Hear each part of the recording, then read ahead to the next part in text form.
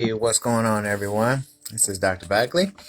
All right, so I got a little time on my hand today, Saturday. So before things get a little busy, so I want to go ahead and continue on with the Code of the Samurai. So we're going to go into this next part. This part talked about the principles of warriors. So let me just read a little bit, and then I want to elaborate a little bit more. So it says the Code of the Warriors are two kinds of principles with 4 levels. So we won't get it too deep in that. Two kinds of principles, the original principle and the emergency principle. The original principle includes principles of knighthood, weaponry, army principles, and combat principles. So they're specialized in their profession as the samurai. Principles of knighthood includes washing your hands, feet, bathing in the morning, night, keeping your body clean, shaving, dressing your hair every morning. So it's an appearance position. Avoid useless talks.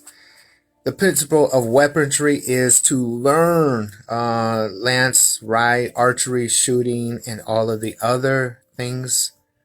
So those two right there, the combat principle is when your enemy clashes in battles, your dispositions and maneuvers works as planned. So you're a planner as far as combat, and the warrior who cultivates that, and then never giving up without having become a top class knight. So the principle of a warrior, let's call it, if you will, for lack of better wording, let's just simply say they are a master in what they do, in all areas of what they do.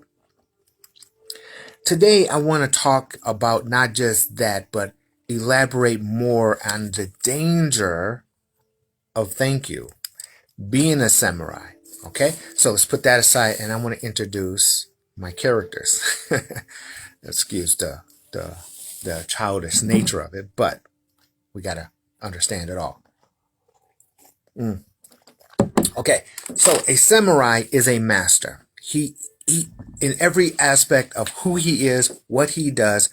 And so let's just use the samurai as a master as any profession of mastery.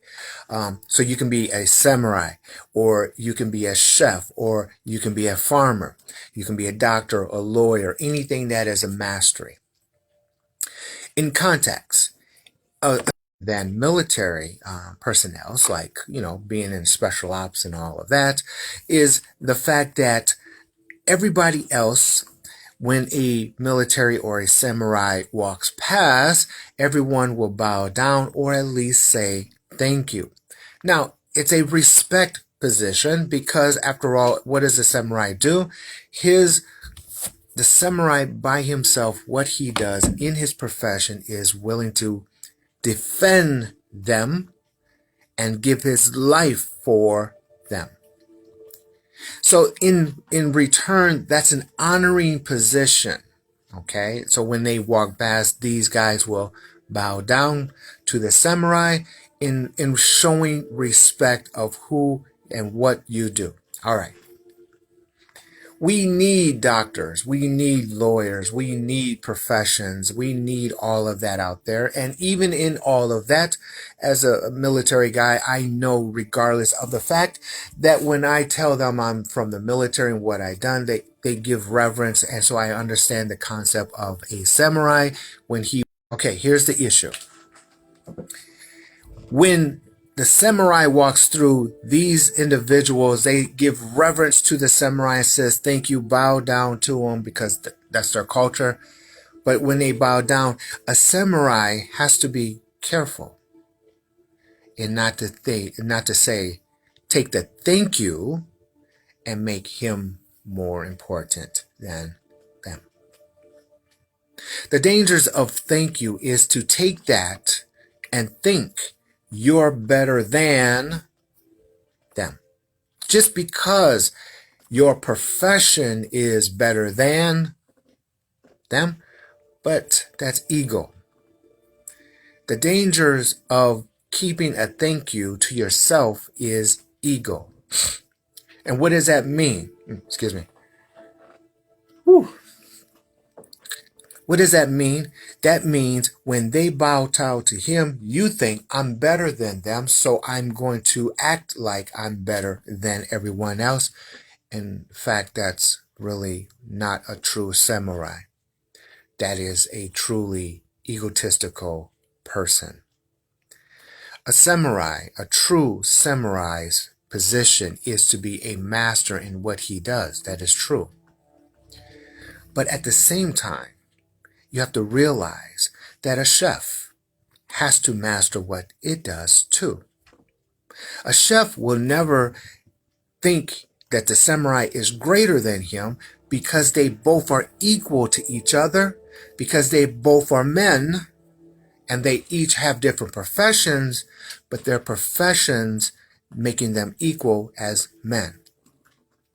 This profession as a samurai is a little bit dangerous though. But the samurai, regardless, knows that he needs to eat. He is not foolish to think that because of who he is greater than the person who is cooking the food.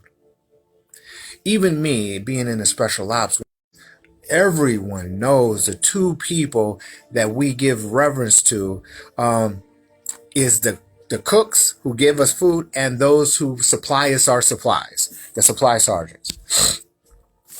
So likewise, you cannot have an ego because you think you're a doctor, a lawyer, or a pastor, or a title.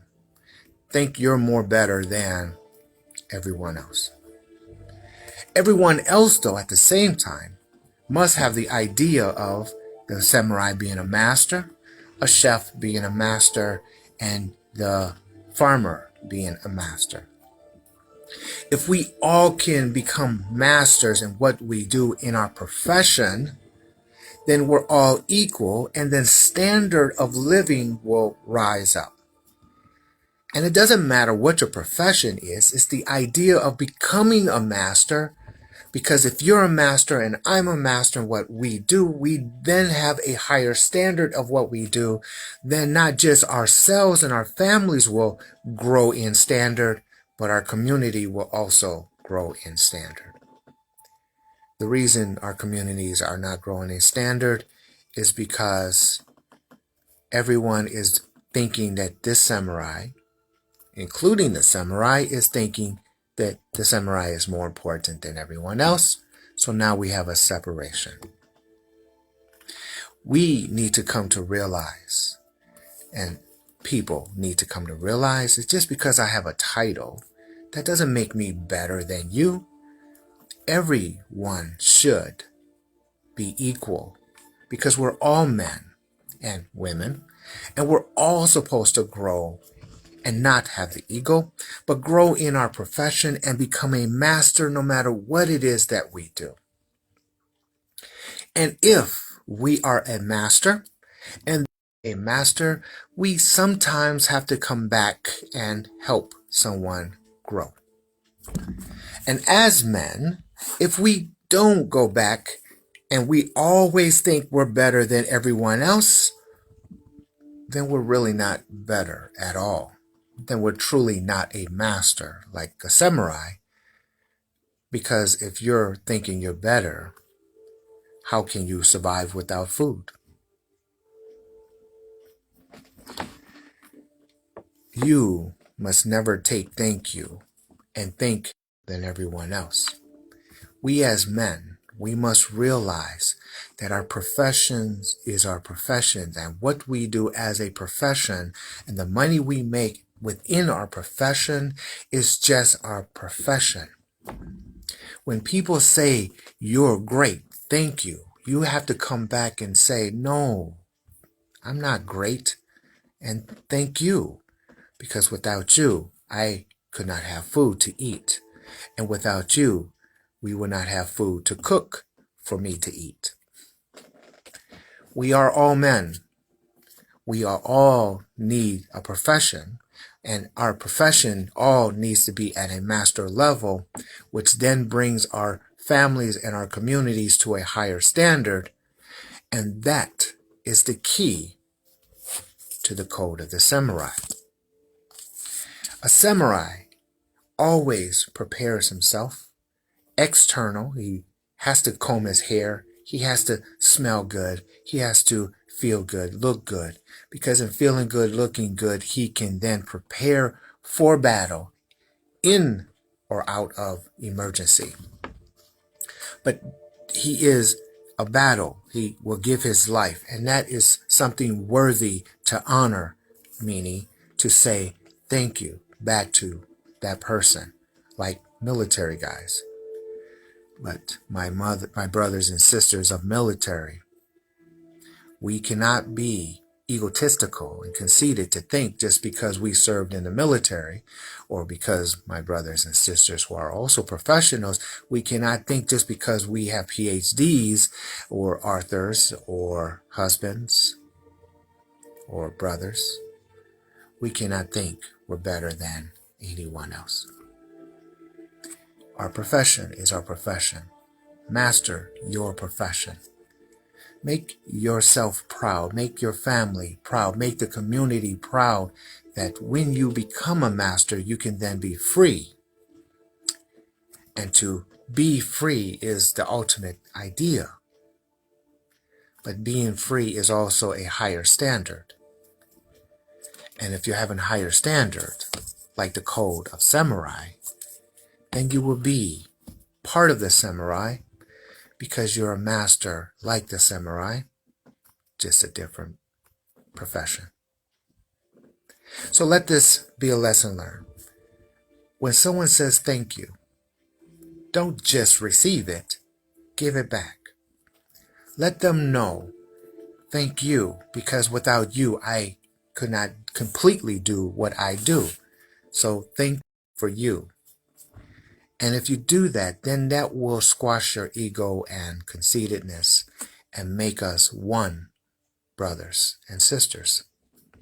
Regardless of our profession, of our pigmentation, of our education, of our finances, because at the end of the day, we're all going to die.